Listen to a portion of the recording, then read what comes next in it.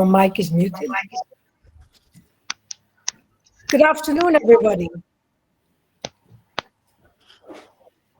Can you hear me? I can hear you fine, Fay. Fantastic. Welcome, everybody, to How to Have Powerful Conversations with Difficult People in Challenging Circumstances.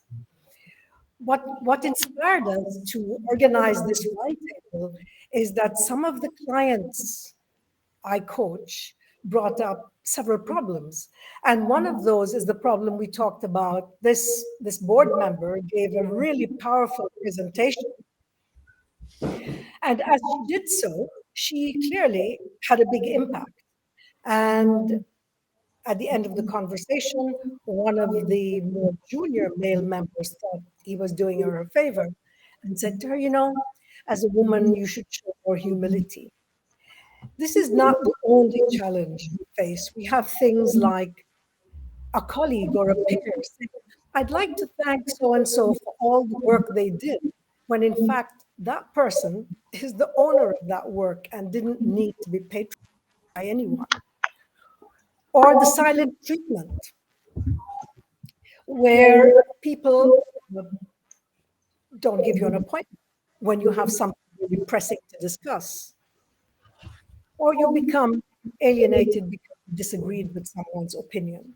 So having powerful conversations with difficult people in challenging circumstances is something we need every single day of our business lives. So let's get on with the program. My slide is, I'm not sure that my slide is. People in challenging circumstances is something we need every single day of our lives.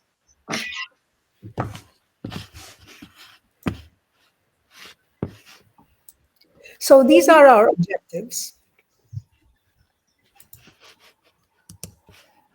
To learn from the experience of our peers and understand how unconscious biases can trigger our emotions. To learn how to transform anger and other reactions into responses rather than reactions. And how to take away challenging and difficult people.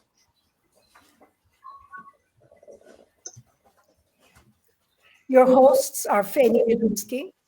I am the founder and CEO of ICTN, and I work in Europe, Middle East, and Africa as a strategic intervention and leadership coach. Stephen, a few words about yourself. Good afternoon, everyone. My name is Stephen Walker. I'm a senior psychologist at EBWGlobal, which is an independent test publisher responsible for publishing business emotional intelligence assessments and toolkits globally. They're available in multi-languages and they are used all over the world. Kat, hello, a few everyone. words about you. Hi, everyone. I'm Kat Niewiadomska. I'm an executive leadership and life coach at Audacity Activated. I work out of the US, and I primarily help professionals who have reached their career plateau, overcome that plateau, build emotional intelligence, manage stress, and redefine a strategic career path. Lovely to see you all. Today, we will be supporting. Hi, it's Rima. I'm here to support you. I'm a partner at ICTN LLP UK.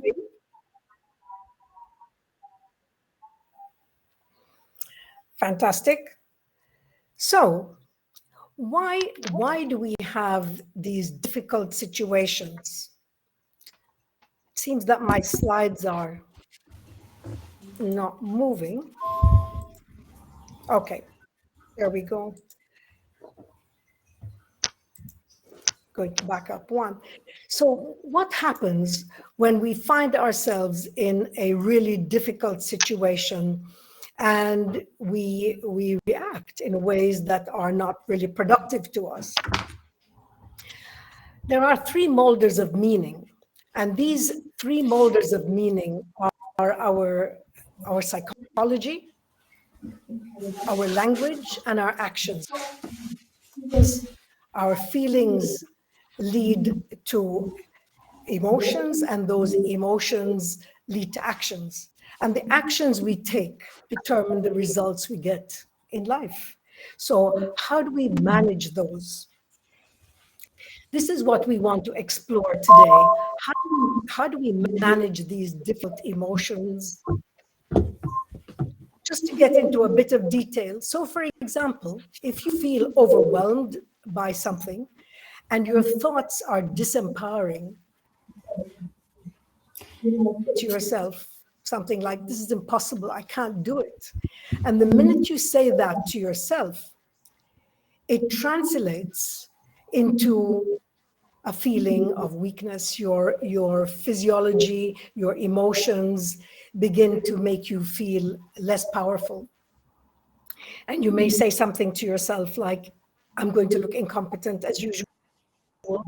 By using that word, you have taken yourself even further down into feeling that you cannot face the situation. And the action you may choose to take is something, I'm going to call in sick, I'm not going to go in.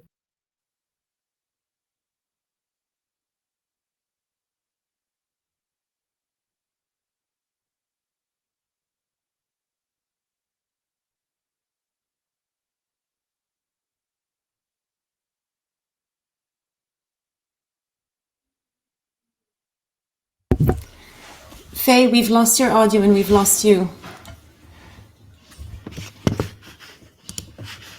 So I can pick up from here as Fay resolves her connection issues. But basically, when we have a thought and the thought impacts how we feel, we take action based on that thought. And those actions, if we are thinking disempowering thoughts like I'm not good enough, the actions we take are going to definitely affect the outcome. Basically, we could retreat from a situation, we might get defensive, or we might just create a situation that is even more challenging.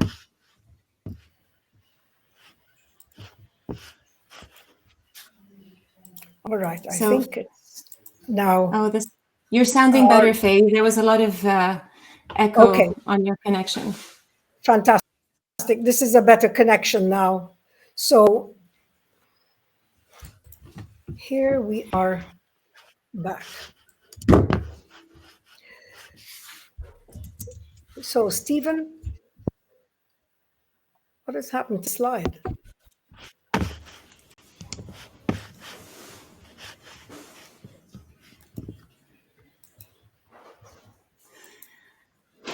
Apologies, everyone. This is the first time we use this platform, and we will be continuing, but we're having some issues with the slides.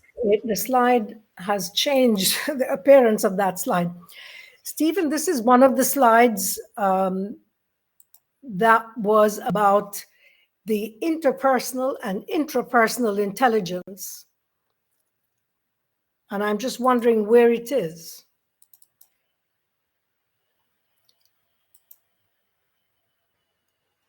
Stephen, can you hear me? Hello? No? I can hear you, Fay. You can hear me. I am looking to see what happened to this slide, because Fay, maybe take a minute to update the slides, to remove it and upload it back, and I'll answer one of the questions that I see in the comments. How do you turn negative self-talk to positive, powerful talk? And this is a question from Tamara. One of the first ways is to be aware of the negative self-talk, to recognize that you actually have that internal narrative. There's a story that we tell ourselves that I'm not good enough, that I don't, that I'm not good enough, that I don't deserve to be in this position, that people are judging me. But when you become aware of this negative self-talk, you start to change the thoughts. You counteract the negative thoughts with positive ones. You change the narrative and the story that you're telling yourself. Maybe you don't say I'm not good enough. Maybe you say I'm on a learning path, and every time I try, I will get better. Maybe you don't say, I don't deserve to be here. You say, well, if they hired me, I do deserve to be here. Now, how can I get better and improve? So it just starts by slightly shifting the narrative to something more positive and empowering, and then having the actions and the emotions that reinforce that thinking. Thank you very much for that, Kat. Can you all hear me now? I can hear you Hello, loud and Stephen. clear. Fantastic. Stephen, are you there? No? It might be on your end, This- Stephen. Stephen, check it out. I'd like to explain a little bit about the self-talk. When we look at business EQ, we're looking at two components. If you look at this flow chart, you see on the left, it says intrapersonal intelligence. And what intrapersonal intelligence is, there are three components. How aware are we of our self-talk? Do we know what we're saying to ourselves? Do we pay attention, or is it completely in the habit background? Being self-aware is only one piece of the puzzle. The second component is self-management. What do we do with that awareness? Do we make better choices about how we're going to respond to situations we face?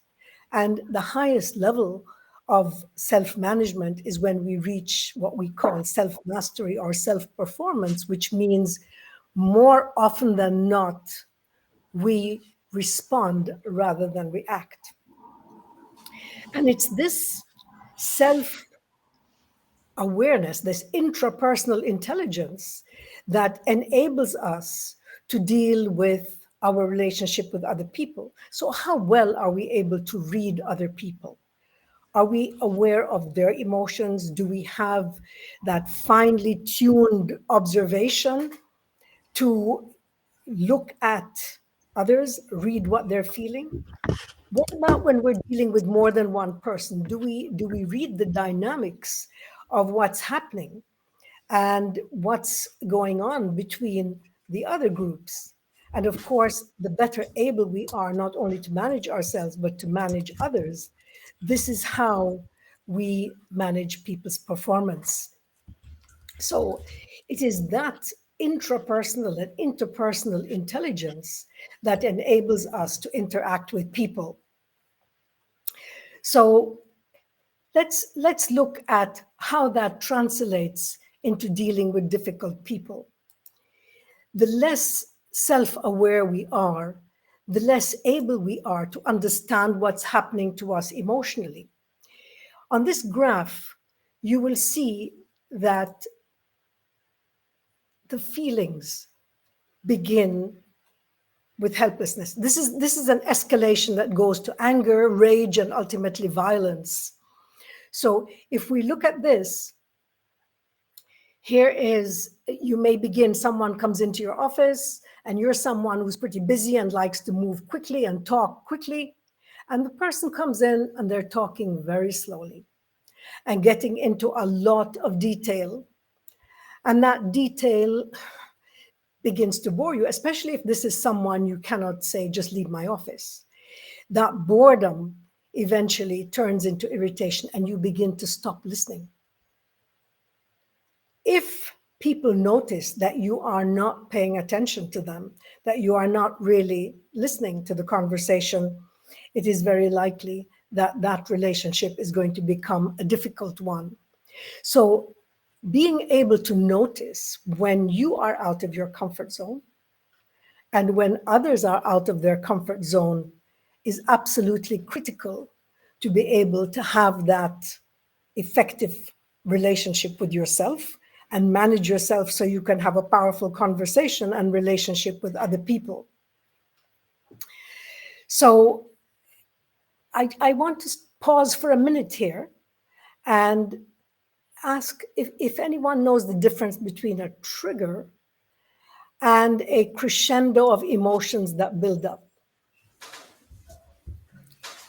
A trigger is when we go from 0 to 100 without notice and we react. We do something that most often we regret. We may say something to someone that was inappropriate. We may say it to the wrong person.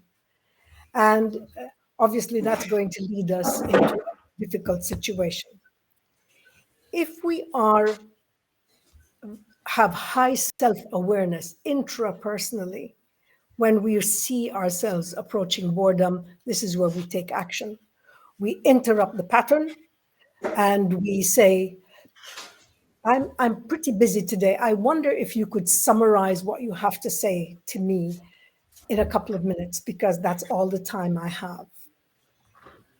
So getting to understand our comfort zone and what happens to us when we are in and out of that comfort zone, and being able to notice when others are in and out of their comfort zone. Stephen, are you with us? Stephen, can you hear me? I would like to share, I'd like to share one of the audience questions. How about if you have emotional intelligence? Tell you that they look down, judging, not welcoming, and it affects you negatively, how to change it to positive impact? Okay. Kat, can you hear that? Yes, I heard that. And I did want to comment on this. Sometimes our triggers are very much aligned with our negative beliefs on ourselves. So when we find ourselves triggered by something, it's usually touching something that we believe about ourselves. And so it causes us to have this quick emotional reaction. And so when you think you're being looked down on, judging, not welcoming, the first question to ask yourself is, what part of this do I believe is true? And how do I change that belief about myself first before trying to impact others? Because the moment we change our beliefs, we will change, as Muayyad is saying, our body language, our actions, and the amount of value that we place on people's behavior towards us. If we don't believe it, then it doesn't bother us. If we believe it, it tends to bother us more. Absolutely. And that's what a trigger is. A trigger very often is something we don't even remember how we formed that belief about ourselves. It may have been something that we were told a very long time ago and we accepted as truth. These are two really good questions. The first one is, think about the situation, because this is how you begin to take control of your triggers and your emotions. How do you know when you're out of your comfort zone? And how would others know that you were working outside of your comfort zone?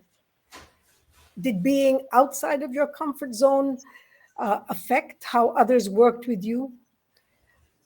I can think of some examples.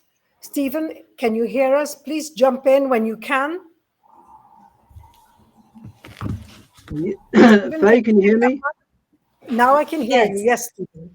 Yeah, sorry, Fay. I've unfortunately been cutting in and out, so I've been missing bits. Are you talking about participant one?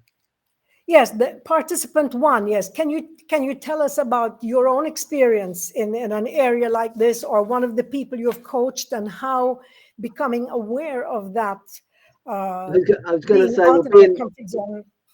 thank you. I was going to say being out of my comfort zone is probably the situation at the moment with the audio and the video not working well. Exactly. Makes me feel very uncomfortable. How do I know I'm being out of my comfort zone? Because there's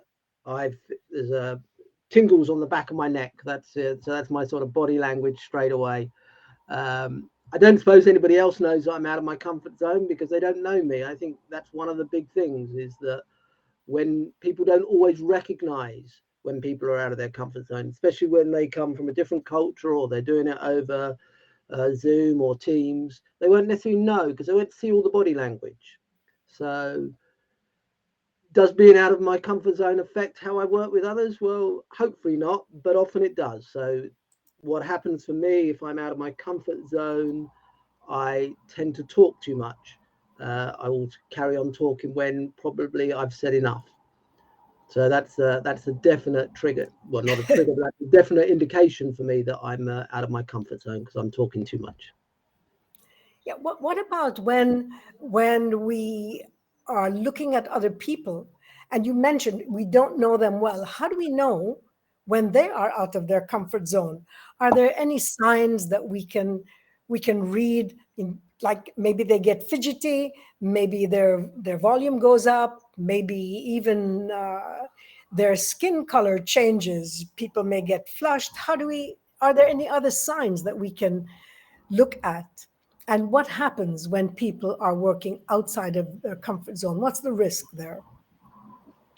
I think the first thing to say is that it's very easy to use stereotypes to say that people are out of their comfort zone. But the first thing is that you won't always recognize when people are out of our comfort zone, because the way I react when I'm out of my comfort zone won't necessarily be the same for you, Fay, or for Kat, or for Rima. We all have our different triggers that puts ourselves out of our comfort zones. So that's the first thing. The second thing to say is it depends on how long you're out of your comfort zone for. So the intensity that you feel. So this makes me feel slightly uncomfortable that the audio hasn't worked very well, or the video hasn't worked initially, but it's fine now. So it was only really a short moment in time that I was out of my comfort zone. So it doesn't worry me now. It was just then. So the intensity, so how far you go out of your comfort zone and how long you go out of your comfort zone will have different impacts on how people respond, and therefore how they show that to others. So those are the two things. Those are the two things. The other point to make is that if you really want to know if someone's out of their comfort zone, the easiest way to do that is to ask. Yes. How are you feeling? How are you feeling? It's a very common psychology question, but it's very helpful to start a conversation. However, I will add that depending on the level of trust and comfort with the environment, people might be defensive and say, "Oh, I'm fine." You know, a very reactionary kind of a response. Yeah. I'm fine. And that, being out of your comfort zone, if you're aware that you're out of your comfort zone, that could impact you by you appearing to be difficult. I tend to retreat when I'm out of my comfort zone. And so I could appear to be difficult to other people because I'm not participating, I'm not giving ideas, or I'm not being helpful. And that just makes the whole situation a little bit more challenging, depending on what we're trying to do. If we're working as a team and we're trying to accomplish something, I feel out of my comfort zone when I don't know enough. And so I just don't say anything. And that might not be helpful, right? I might be helpful to others by asking questions rather than contributing information. We were discussing a little earlier one of the cases where a client didn't really advance as far as they could go, exactly because of the way they reacted.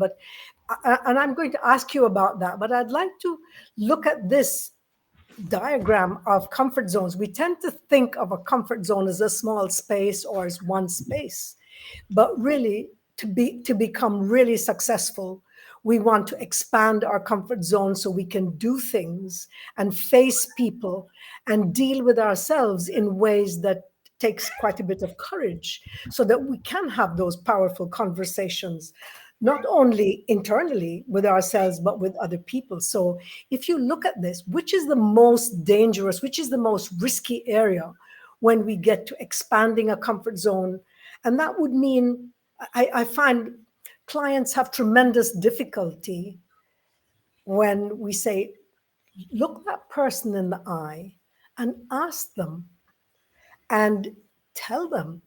And their looks of horror on people's faces when you ask them to do that tells you that they are in that fear zone. And one of the things that is lack of self-confidence, fear of retribution, people who don't want to lose their jobs. There are so many reasons why people might really worry about the opinions of others. But that fear zone is really the most critical. And if we don't cross it, what happens is that we often make a U-turn and go right back into that small space. And that's why we never say the things we need to say to the people we would like to say them to, or try that new thing that would take our life to the next level, because that requires, we have to cross that fear zone to get into the learning zone, into that place where we are now looking at life not as what other people think of me, or thinking of myself as a very small person, but thinking of myself as a problem solver, someone who is ready to deal with challenges, learn new skills, risk not getting it right the first time, and as a result, expanding the comfort zone, and ultimately the greatest fulfillment we achieve, and that's what we all aspire to do, not only for ourselves but for the people we coach, is to get them to that growth zone, finding their purpose, where they have clear goals and they're focused on what they want to achieve to make their dreams a reality. And it's that self-confidence that enables us to speak to people with assertiveness rather than aggression or passive aggression, or doing any of those things which end up becoming a self-fulfilling prophecy when we want to get somewhere and we don't. So Kat, the next slide is about this psychological effort that we have to make. I'm going to ask Stephen to tell us a bit about that. And then if you could tell us the story about your client who couldn't understand why they weren't getting the promotions. So Stephen, could you elaborate a bit on this psychological effort, which is a fantastic concept when it comes to dealing, who do we perceive as difficult and who perceives us as difficult? Yeah, I mean, it really follows on with something that Kat says earlier, is that if we want to have self-confidence, if we want to have those difficult conversations with people, we really need to have that awareness about the amount of energy we need to work with a person who may see the world very differently to us, who may experience it very differently to us. So this is a very simple graphic which sort of portrays that you start in this very red zone, which is you're really out of your comfort zone. It's taken a lot of effort to work with that individual or to have a conversation with someone that you don't understand. They have a different culture to you. They think very differently about the world. Until you get to that stage, you know, you've got the small amounts of effort required. So this is when, like Kat talks about, when you actually trust someone and you've built a relationship and you feel confident enough to talk about your vulnerabilities. And therefore, this doesn't take a lot of effort. And because you have awareness about how you feel and how the other person feels about you. And so therefore, the amount of psychological effort required at that point is considerably different to how it is when you first start, where you might lack confidence and you don't understand the situation of the person you're working with. Someone just looking on from the outside to two people interacting where they have a red line, this big effort that has to be made because they're so different. Someone who likes to really take it very slowly in making a decision, whereas other people want to rush ahead. I think we've all faced those difficult situations. And the view that we have of people like this can be quite negative as we judge them. We'll talk a little bit more about this in the next slide. So, Stephen, again, here is the. Go ahead. I just wanted to tell the story of the career plateau in terms of the psychological effort, where I do have clients who, when they're in their comfort zone, they are good at excelling at their work, at their jobs. They're good at just being really good. And they're being outside of their comfort zone means networking, means highlighting the work that they do or sharing their accomplishment with others. They get very uncomfortable doing that because they have some of their most fundamental values might be humility, or if you work hard, people will notice and you'll get promoted. And so they perceive self-promotion as, you know, ringing their own bell or tooting their own horn.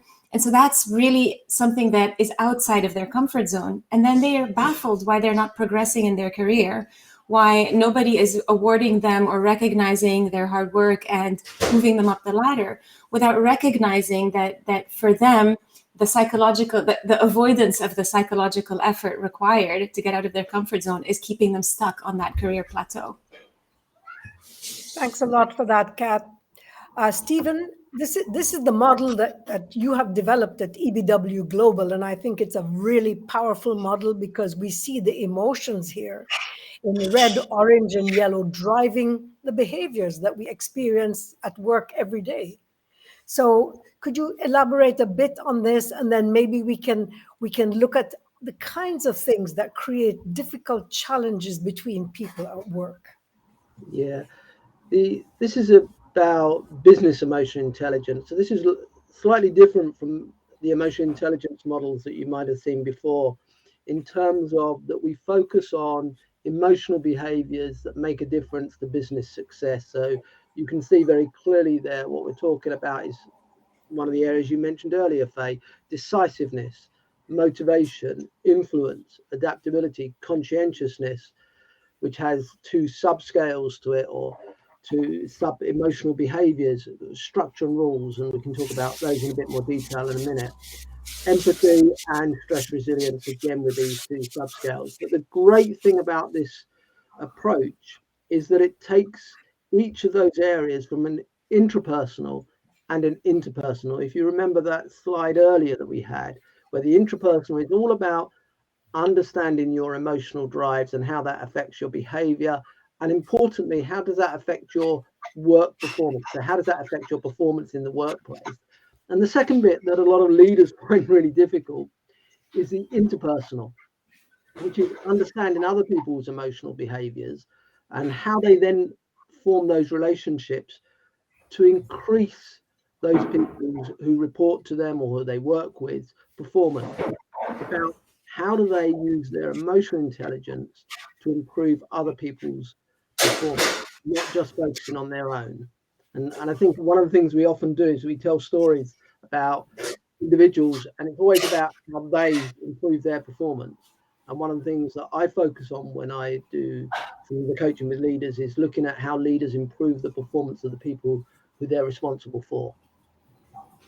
And this is where the EBW model really helps give people a focus to the emotional behaviors that they need to work on to actually improve their self-confidence and have those more challenging conversations that leaders have to have with individuals. The other day, I was talking to a client, and this is someone who was very motivated. So I asked this person to describe what they felt were the qualities of a highly motivated person. And, it was positive, it was high energy, it was, getting things done, moving quickly and courageously.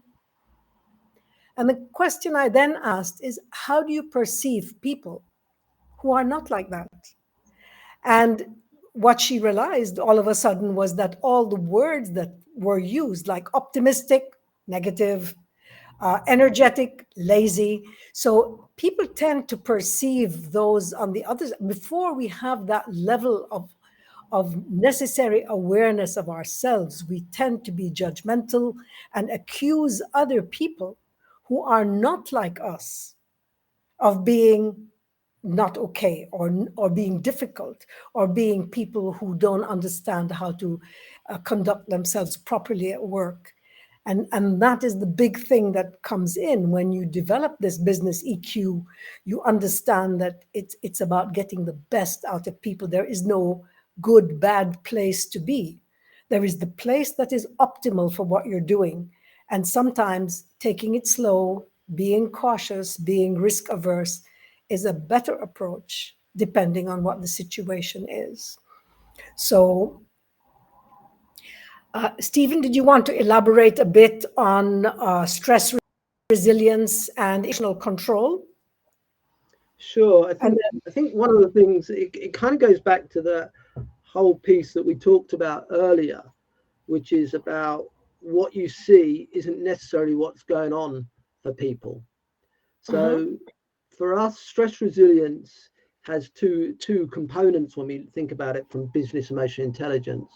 One is the resilience of an individual, so their mental toughness. How do they cope when they're out of their comfort zone? Are they able to cope? Do they worry about things? And the second component of it is the emotional control, which is, what do they show on the surface? What do people see when people feel they're out of their comfort zone?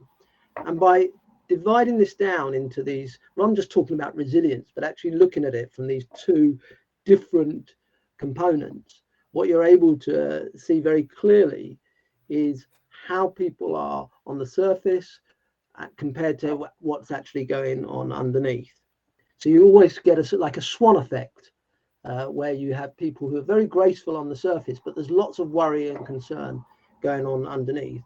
Or you can indeed have the opposite, where people might scream and shout, as Kat was saying, They react badly to the situation they find themselves in, so they scream and shout, or they put on negative behaviors. But because they're quite resilient, actually, when they walk out of that situation, so they leave the room, they're not worried by it. They've had their emotional outburst and they're fine, and they don't think about it anymore because they're resilient, they're mentally tough. And actually, for some people, having that emotional outburst makes them more resilient.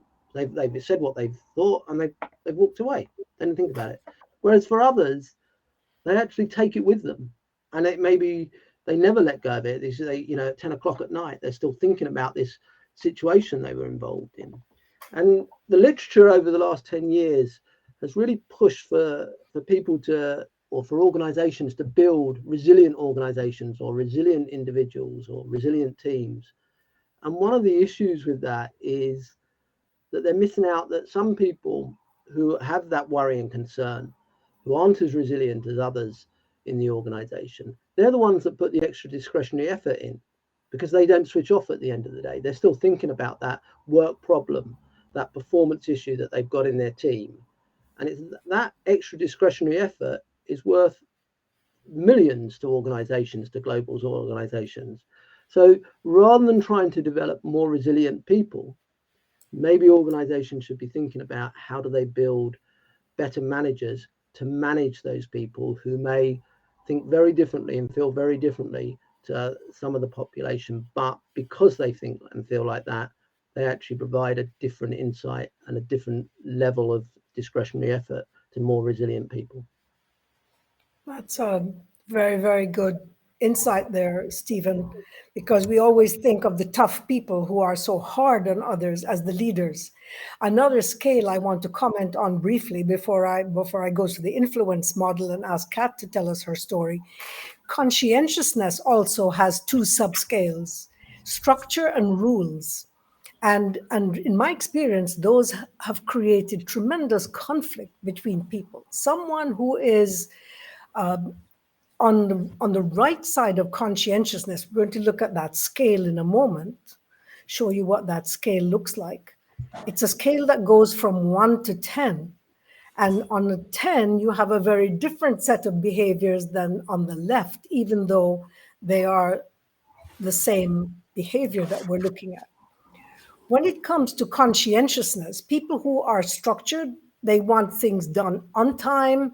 They want the program followed. They do not like surprises. And when they're working with people on the other side of that scale, they are extremely upset with them missing deadlines. They call them procrastinators. And embedded under all that is a set of conflicting rules. When the young man told the board member that as a woman you should show more humility, this was his unconscious set of rules about what was appropriate for a woman to do and how she should behave, even if she's in a leadership position. And in her mind, the rule didn't apply at all. Different generation, different expectations. These create conflicts and animosity between people until we have the ability to help them unpack that and discover that the source of the conflict is not them disliking one another, but them not really understanding the behavior of one another and therefore unable to have the conversations that bridge the gap.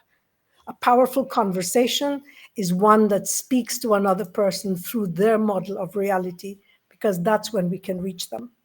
Kat, tell us about your client with the influence. I'm going to pivot here and address one of the questions in the comments regarding EI and maturity. This is a question from Henrietta asking, how does our emotional intelligence help us deal with getting out of our comfort zone or getting into situations of growth and learning? And so if we go back to the scale, we could talk about conscientiousness, for example, a high need to follow rules or to be structured, or aversion to making mistakes or being wrong, or adaptability, where we're more comfortable with the unknown and we're more comfortable with situations where we don't know the outcome. those are situations that can impact our willingness to get out of our comfort zone. So higher conscientiousness, low adaptability, it's a little harder to get out of your comfort zone. And so building that awareness that this is what your emotional intelligence profile tends towards, and then getting the help externally to step out of that, or getting some sort of accompaniment or reframing how you approach things helps definitely get out of the comfort zone. I hope that answers your question, Henrietta. If not, please continue to chat with me. Kat, can I just put in one thing? I think there's something that we call the business EQ paradox that's quite useful here, that we're tending to talk about awareness and how that helps develop our emotional intelligence. But the EQ paradox is that when you most need your emotional intelligence is generally when you've got the least resources or the least motivation to do anything about it. And so awareness isn't the end game.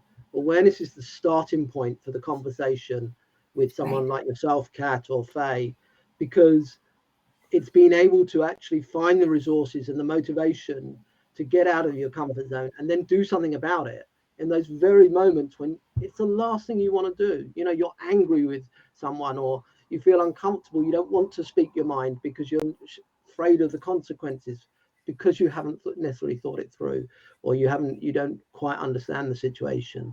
And that's the emotion intelligent bit, is to understand the situation, understand the consequences, understand yourself and the people you're talking to, and then have the courage to take that extra step. And that's where a coach or an EBW certified partner is so powerful to have in your toolkit. Right. Great. Absolutely. So, Kat, maybe a very brief story on the left-sided influence and how that impacts people's progression through an organization. How does it get in the way of their career progression when they just, double down, work hard, and their expectation is that because they're working hard, they'll be recognized and rewarded, and they see other people getting ahead of them and not understanding why? Right. So this is part of again, getting out of our comfort zone. When we make the assumption that if we just work hard, people will recognize, and we're happy to be in the background and not tend towards the higher parts of the scale temporarily, even just to say, okay, let me tell my manager all of the things that I've accomplished in the last quarter. We, again, undermine our own career progression. And I'm talking primarily about careers right now, because we don't have this desire to influence. We don't have this desire to be heard or to persuade others or have an impact. But that also means to be seen, to have a certain amount of impact on the company or the team or where we're going. So we just put our heads down and we work, expecting that somebody else is going to recognize and reward. And that's how we stay stuck where we are. And again, this takes us to, being in a challenging circumstance. 10 years on, we find that we've had a very, very few promotions. We find that we've had very few raises, and we don't understand why, because everybody tells us what great employees we are. I think a lot of unconscious rules have come out there that it's wrong to show off, that you will be rewarded if you work hard. All of these are unconscious rules that people have that hold them back. And very often they attribute these to other people. They say it's because of this person or because of that person that I didn't get ahead. When in fact, they haven't really quite understood the unconscious rules that they have inherited and been carrying around all their lives that have been getting in their way. And this brings us to the tree of negative emotions, which is a summary of what happens to us in life when we find that we're stuck. You will see that this tree of negative emotions has a lot of really negative things like resentment and fear and doubt and anger and envy. And those emotions are natural and human. We all experience them. The challenge is when we tell ourselves that we have the right to those emotions, that these emotions are absolutely justified and I should be feeling that way because And we tend to go to the because is the blame. Someone did something that was unfair. Now, that is when we make a victim out of ourselves, rather than saying, wait a minute now, let me separate what I'm feeling from the legal and technical situation I find myself in, which may be unfair, and I need to deal with that. But I also need to deal with that with a clear view to who should be saying what and who is responsible for what. On the other side, where you see identification, this is when we take things personally. We falsely assume that it's all about us and there's some kind of conspiracy to keep us down. One of the most surprising things is when an organization is investing thousands of dollars in developing an executive. And that executive tells me, I think they really want to get rid of me. And I say, well, why would they be investing in you if they want to get rid of you? That doesn't make sense. Why do you think they're doing that? Do you think it's just to feel good? The point here is that when we attribute our emotions to be caused by other people, when we say, I feel this because of that person, we are actually giving them control over ourselves. And that disempowers us and puts us in a position where we don't feel able to face them, to face people, and have that courageous conversation.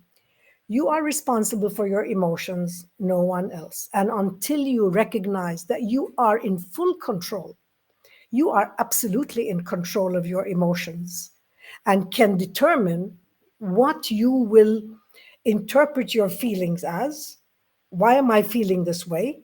Figure it out and change that focus, that diagram we saw in the beginning. What are you focusing on? What are you saying to yourself? Are you taking responsibility, or are you attributing your emotions and your situation to other people? Because if you do that, you have absolutely lost the ability to take responsibility and change. So blame is something that you need to stop. Taking responsibility is something you need to start, because that is the only way you will find the resources and the courage to look somebody in the eye, say what you need to say in a calm, measured, professional way. Let me go to this slide where I think this has just 5 very practical steps. Fay, that we can one thing, use. can I ask you to clarify really quickly the difference between us taking responsibility for our negative emotions versus being wronged or being slighted or a circumstance or situation that is aggressive towards us? Yes. Legal or financial injustice, when something is actually not being done correctly, when I have accomplished what I should accomplish and did not get what I deserve, even though I have done what is required, and there is either discrimination or unfairness, that is something where I need to stand up and defend myself. That is not about our emotional reactions. If you're angry about something and you decide that your response to that anger is going to be to be uncooperative, not to submit work on time because you believe people are against you, if you put yourself in that frame of mind, you're going to come up against self-fulfilling prophecy, which means your behavior is going to lead to what you most feared. Your behavior is going to cause the people to say, look, you're not performing. Here's some notice, you need to leave. Whereas by taking responsibility of your own emotions and feelings and formulating a strategy of how you will communicate with the person who has the ability to change what's happening, to ask for that promotion, to refuse to be spoken to in a way that is inappropriate, to expect to be included where you should be included and recognized where you need to be. That is the kind of powerful conversation we're talking about. The conversation where you take charge of your own destiny and you go and talk to the people who can directly affect what happens. And if you don't get what you want, then you take responsibility and you decide to exit and take charge of your own life. That is where you have control. And that is different from allowing yourself to become an emotional victim where you weaken and disempower yourself. Thank you for that. Thank you for asking. This slide looks at some practical things that we can do when facing difficult circumstances, challenging people, people who we may perceive to be rude to us, people with whom we have to exert tremendous amount of psychological effort. And please, Kat and Stephen, pitch in with any suggestions here. This is just some things that I felt we can do without a lot of First of all, assume positive intent. API for short. Assume positive intent. The minute you assume that people are negative and that they're out to get you and there's a conspiracy, you're done. You're at the root of that tree of negative emotions. So assume positive. I think that's a really, really good point. The amount of people I've talked to over the years who've received emails, and because the person's written the email in a hurry, they haven't thought about how it might come across to the person who's receiving the email. And suddenly this whole catastrophe has happened simply because of the misinterpretation of the email, because the person who's received it hasn't assumed positive intent, hasn't thought about the situation that the person has written it in, i.e. they're doing it on their phone, so they're writing it in shorthand, and it comes across as blunt or rude, and immediately they get a response back. They triggered by this. Absolutely, because what they focused on, and that's what we were saying in the beginning, pay attention to the thoughts you're focusing on and what are you saying to yourself? What language are you using in your self-talk and how that triggers your emotions? And as a result, your actions, sending an angry email in response. So by assuming positive intent, you calm your mind. You calm yourself long enough to focus on what are you thinking? What are you saying to yourself? What are you assuming? So API is an excellent starting point because it cools you down. The second step is pause and take 3 deep breaths. And no one sees that. You're just going to... The Japanese and the Americans used to have difficulty many years back when they started negotiating early on because the Japanese have a habit of not responding very quickly.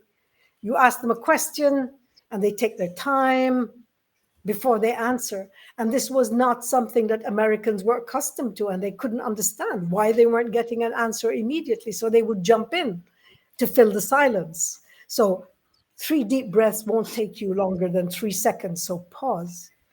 And that Fay, I think this is sorry, I was just going to add, this is an excellent point, the pausing and the slowing down. I will just tell you from being on the US side that a big part of the culture is about productivity, getting things done, getting through the checklist that we have. And so this idea of slowing down our minds and slowing down our response is really important so that we are not reacting as you have up there, and we are actually responding from a place of personal integrity and overall win-win rather than just reacting and trying to get through the situation and get things done. 100%. And that's the value of being slow.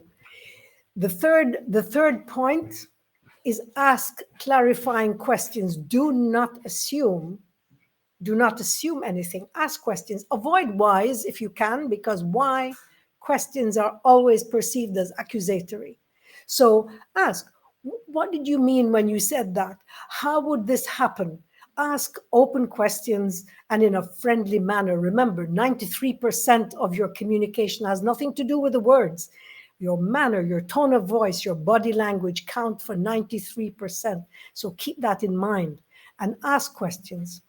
And then confirm your understanding, because words do not mean the same thing to everybody. What words mean to me may not mean the same thing to you. And so it's a very good policy to create goodwill And to have an open mind listening to you is to summarize or paraphrase what you think was said, because that doesn't necessarily mean that was the intention.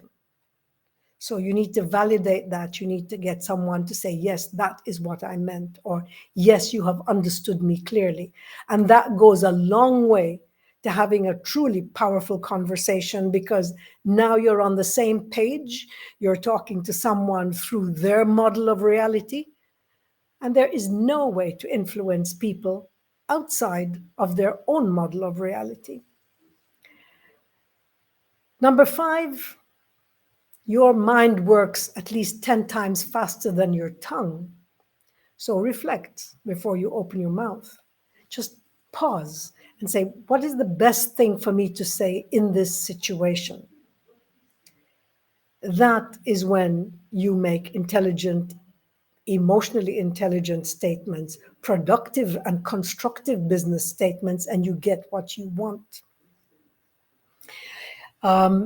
When possible, reflect on it for 24 hours. Just a little story. A couple of weeks ago, someone I was coaching was very upset to find out that she was being paid something like 15% less than colleagues doing the same thing.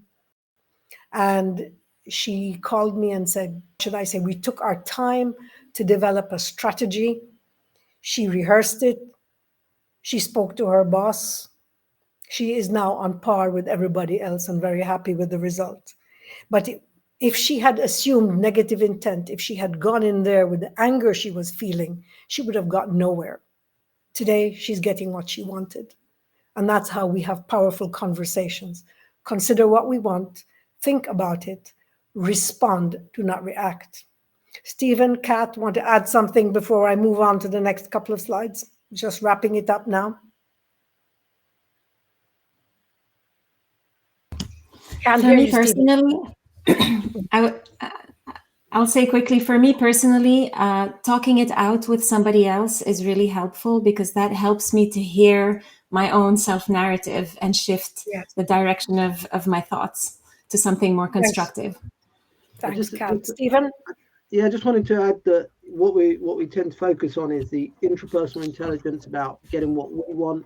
And I think behaving emotionally intelligently, or using your business emotional intelligence, is also thinking about what's better for the performance of the people who report to you, or the team you're responsible for. And that may not feel like it's best for you, but it is best for the whole team or the people that you're responsible for. So it's also about having that awareness that what might make you feel uncomfortable, or may stop you, may actually be better for the people that you're responsible for, or the team that you're managing or leading. Thank you, Stephen. I hope we have fulfilled the objectives we promised, to share our experience with you and give you some practical ways in developing better strategies for dealing with people at work. And finally, if you would like to contact us, if you would like to know more about how you can benefit as an individual to build your business EQ, your self-confidence, and your influence with the EBW, or if you would like to benefit from the really powerful EBW team performance drivers and build powerful conversations within your teams, we'd be happy to tell you more about how we have done this with some of the largest organizations on the planet. And for your business, change the strategic perspective with really powerful leadership conversations that transform the equation of human relations and ultimately financial performance in businesses. The way to do this is to contact Rima Awada. This is the email, rawada@ICTN, and she will channel your requests to Fay or Stephen or Kat. We hope that we have given you something of value and look forward to future opportunities to meet again. Thank you very much for your time. Thank you, everyone, for joining. It was fantastic spending the last hour with you. Thank you very much, everyone. Thanks, Kat. Thanks, Stephen. Thanks, Rima. Thank you very much, everyone. All the best. Bye-bye.